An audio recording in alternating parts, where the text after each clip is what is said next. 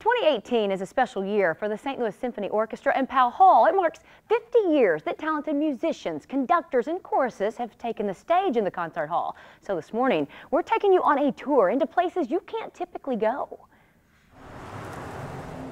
It is a building often overshadowed by the fabulous Fox, a less ornate building, but a beautiful place with its own story to tell. So the building was built in 1925.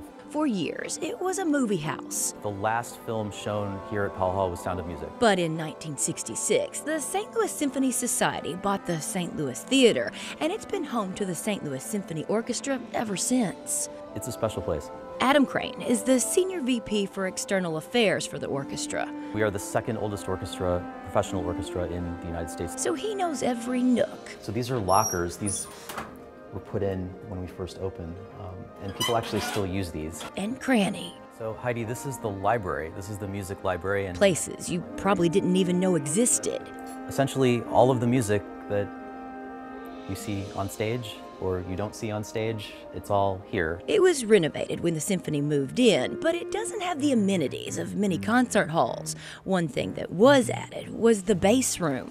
We insisted that there'd be a room we could put the basses in close to the door so we can get in and out. Donald Martin has been playing with the symphony for more than 50 years. Well, I think it's 54 years now. Which means he was with the group when they were playing at Kiel Auditorium. So it wasn't the symphonies.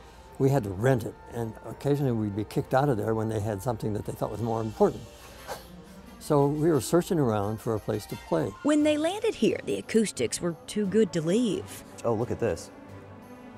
These are the seats before the seats were there. So the red velvet seats were put in, and the place was transformed into a concert hall. These are the drawings from when it was being transformed. The St. Louis Symphony Orchestra officially moved into Powell Hall in 1968, making 2018 a year to celebrate and look back. Charlene Clark, who just retired last season, she was the first African-American member of the St. Louis Symphony Orchestra, and at that time, we only had small amount of women in the orchestra. A time to reflect on the talented people who have played here.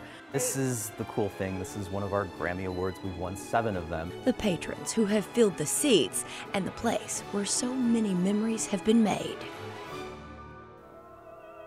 The St. Louis Symphony Orchestra does so many incredible concerts. There's really something for everyone of every age. You can see the concert calendar online at slso.org. Now,